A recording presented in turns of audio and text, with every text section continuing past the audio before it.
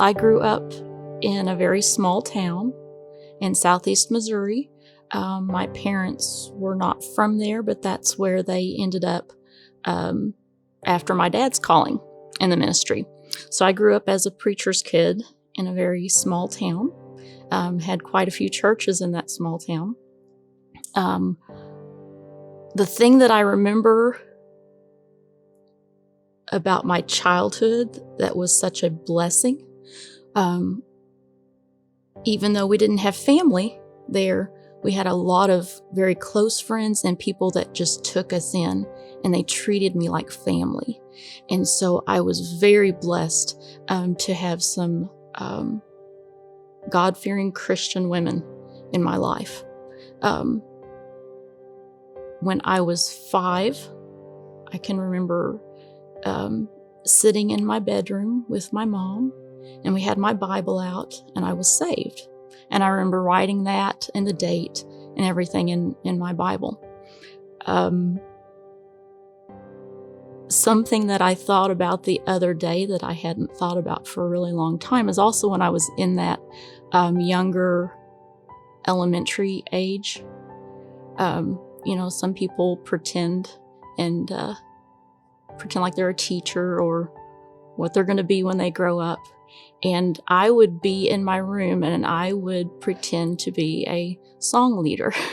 And so I had my makeshift podium and my hymnal, and I led songs for my church.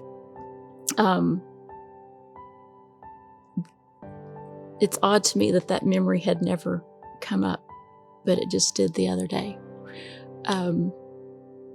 So from a young age, I had God in my life,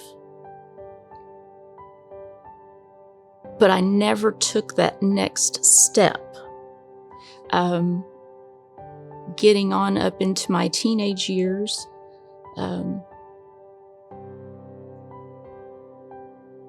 I just never took that next step as far as building that relationship.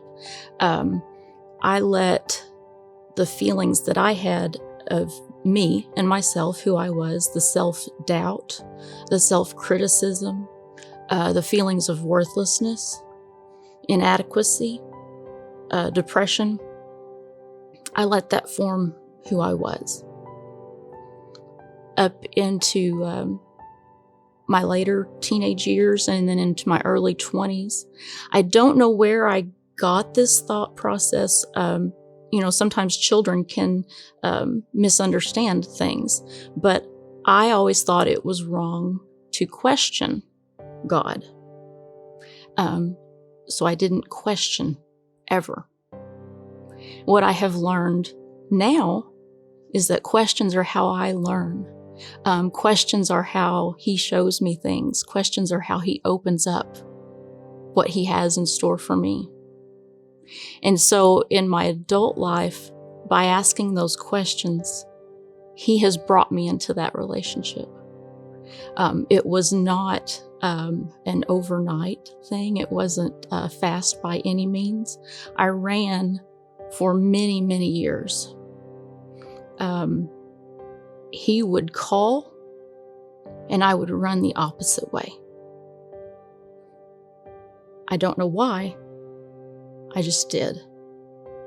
I didn't feel good enough. I didn't feel like I had anything to offer. So I ran and I ran and I ran. And I can remember in my 30s being part of this congregation, and it was in the other building. But it was when we were having, at that time, the audience of one, the service in the gym. And I can remember times of just feeling this burning, just this deep hurt, just this hole that I couldn't fill. I tried to fill that hole with many things, but I could not do it. But still, I ran. He would call me, and I would just go the other way. I would just flat out say no.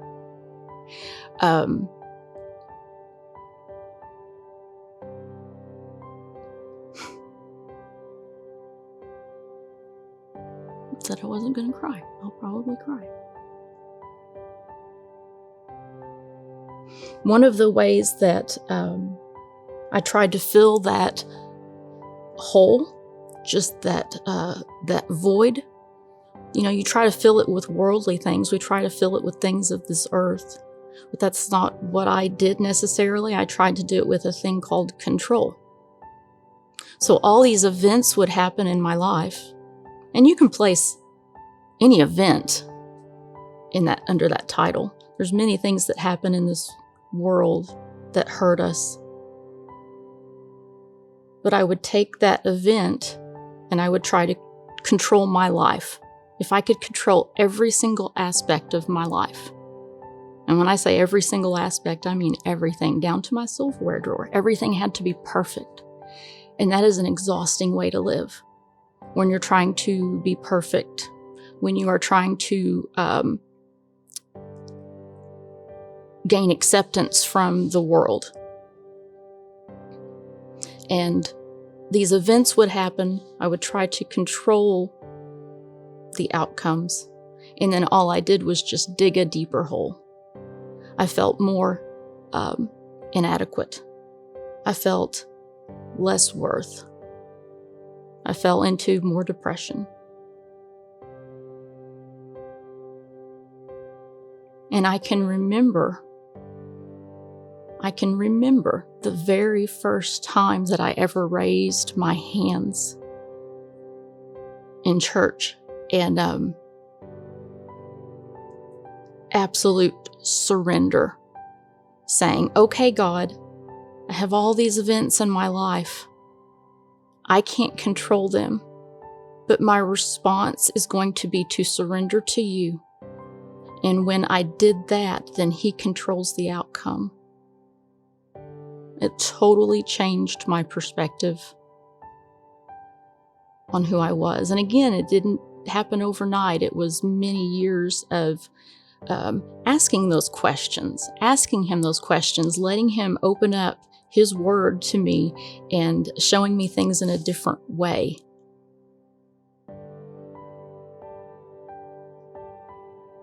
That grew my relationship with Him into who I was as a Christian.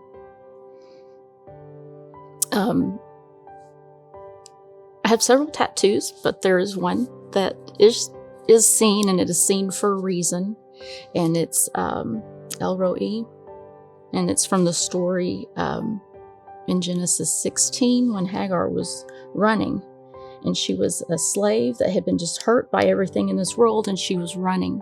And there was an angel of the Lord that stopped her and said, where are you running from? Where are you coming from? And where are you going?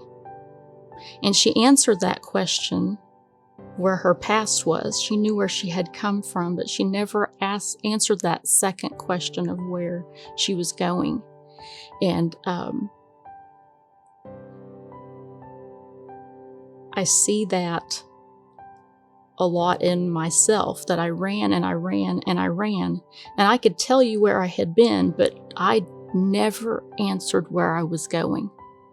And it is now that I can say that I'm going to where the Spirit of the Lord is, where there is freedom.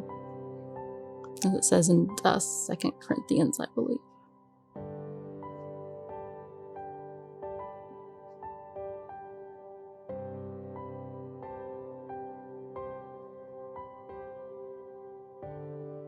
There are so many events, there are so many hurts, there are so many things that happen in this world on a day-to-day basis. And we can let ourselves get caught up in that, and we can let ourselves get swallowed by that. We can drown if we're not careful. And God has just shed some new light on some things for me this year.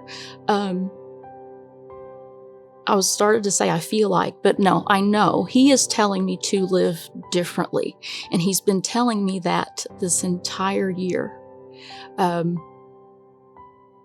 that even though I thought I was doing all the right things, He never stops growing us. He never stops leading us to that next step, that next place where He wants us to be. And sometimes He's leading us to that very next step that He wants us to be because He has a job for us to do on the other side. And He's been telling me this year that I'm not living the way that I'm supposed to. That in every moment, I should be remembering Him. Every moment, be with Him. Every moment, change your perspective and worship me.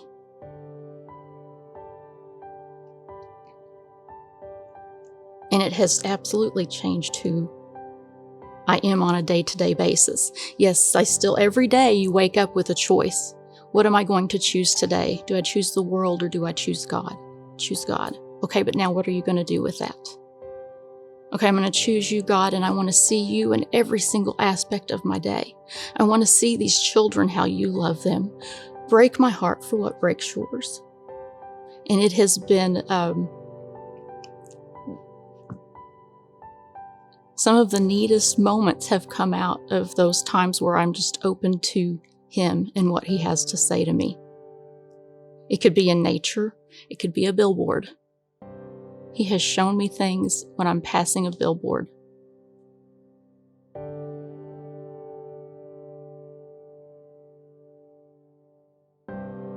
There's a verse that I want to read from 1 Peter chapter 1. It's verses 8 and 9.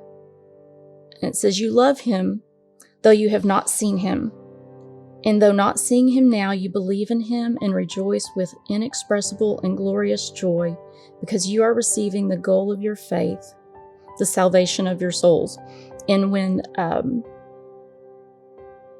people have asked me about worship before, that is a verse that comes to my mind and describes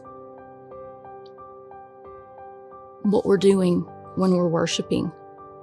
When we think of it on that context, now, worship can be anywhere, whether it is corporate worship, whether we're here as a church, whether we're singing songs.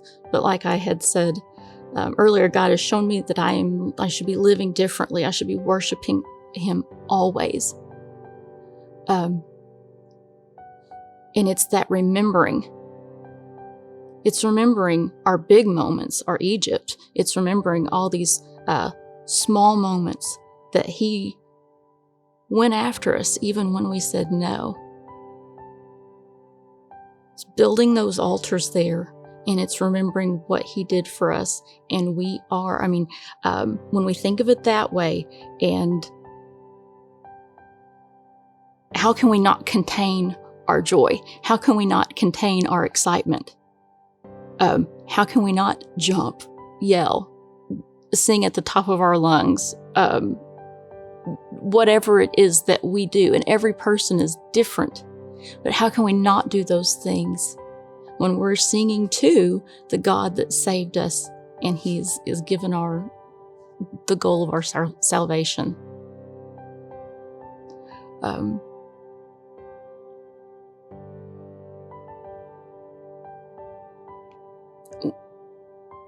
Worship it holds a very, very special place in my life, because the songs that we sing, I want to know where they came from. I want to know what they're based off of. And so whenever we sing a new song, whenever we get a new song that we're doing on praise team, I like to break down that song, and I want to see where the verses came from. What were they thinking of? And it never fails that I learn something through that I wasn't expecting. And so those songs become very, very personal to me. I think people would be very surprised, those that don't know me on a personal level, to think that I'm self-conscious and I fight fear and I fight intimidation and I fight physical ailments. I fight the fear of following throat surgery and I have vocal cord dysfunction. Is that going to happen? Am I going to drop a microphone because my hand doesn't work suddenly? So there's all these fears that come about. But I notice in the midst of worship, that's the furthest thing from my mind.